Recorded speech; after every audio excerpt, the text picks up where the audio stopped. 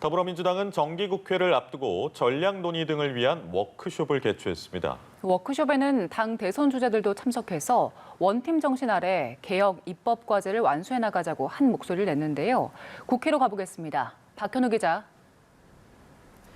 네, 민주당은 국회에서 다음 주 시작되는 정기국회 전략 논의 등을 위한 워크숍을 가졌습니다. 송영길 대표는 문재인 정권 기간 마지막 정기국회를 앞두고 있다면서 원팀 정신으로 문재인 정부의 과제와 제도 개혁 완수에 힘을 모으는 정기국회가 될 수 있게 하자고 독려했습니다. 이 자리에는 당 대선 주자들도 참석했는데요. 후보들은 원팀 정신 아래 개혁 과제 등을 완수해 나가자면서 일주일 앞으로 다가온 당 순회 경선을 앞두고 당내 표심 공략에도 공을 들였습니다. 이후 이재명 후보는 국회 내 소통관으로 자리를 옮겨 탈탄소, 재생에너지의 능동형 송배정망인 에너지 고속도로 구축과 기후에너지부 신설 등 내용을 담은 에너지 전환 정책을 발표했습니다. 이낙연 후보는 오전 국회 일정 이후 특별한 일정 없이 오늘 밤 박영진 후보와 1대1 끝장 토론에 나서는데요. 이낙연 후보는 유튜브를 통해 생중계되는 토론회를 통해 박영진 후보의 국부 펀드와 자신의 신복지를 논의하고 결합할 수 있을지 등을 살펴보겠다고 말했습니다.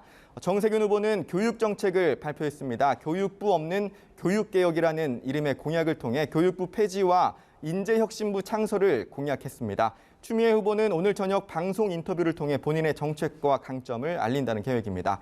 김두관 후보는 오전 라디오에 나와 부동산 의혹이 인뒤 사퇴 의사를 밝힌 국민의힘 윤희숙 의원을 겨냥해 과거 윤 의원이 몸담은 KDI에 대한 부동산 전수조사를 촉구했습니다.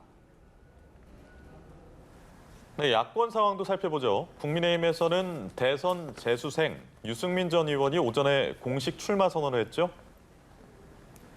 네, 유승민 전 의원은 오늘 여의도 캠프 사무실에서 화상으로 대권 도전을 공식 선언했습니다.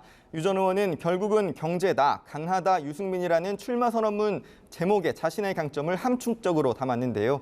유 전 의원은 용감한 개혁으로 경제부터 살려 일자리를 만들고 이를 토대로 저출산과 불평등 해결의 물꼬를 트겠다면서 혁신인재 100만 명 육성과 노동연금 개혁, 따뜻한 공동체 등을 공약했습니다. 출마 선언 이후 박근혜 전 대통령 탄핵 사태 이후 자신을 향한 이른바 배신자 프레임이 남아있는 대구로 향하는 유 전 의원은 자신의 진심을 잘 전달해 대구 경북에 남아있는 오해와 소원한 감정을 풀겠다고 했습니다. 또 다른 대선 주자인 윤석열 전 검찰총장이 오늘 특별한 일정을 잡지 않은 가운데 최재형 전 감사원장은 국회에서 부동산 정책을 발표했습니다. 주택담보대출 비율, LTV를 현행 40%에서 70%까지 올리는 등 규제를 혁파하고 200만 호 이상의 주택을 공급하겠다고 공약한 최 전 원장은 오전 라디오에 나와서는 경선 룰의 역선택 방지를 포함해야 한다고 재차 주장하기도 했습니다. 홍준표 의원은 오늘 전북으로 향했습니다. 새만금 개발 현장과 전북도의회, 정북도당 등을 찾아 전통적 당 약세 지역인 호남 표심을 공략한다는 계획입니다.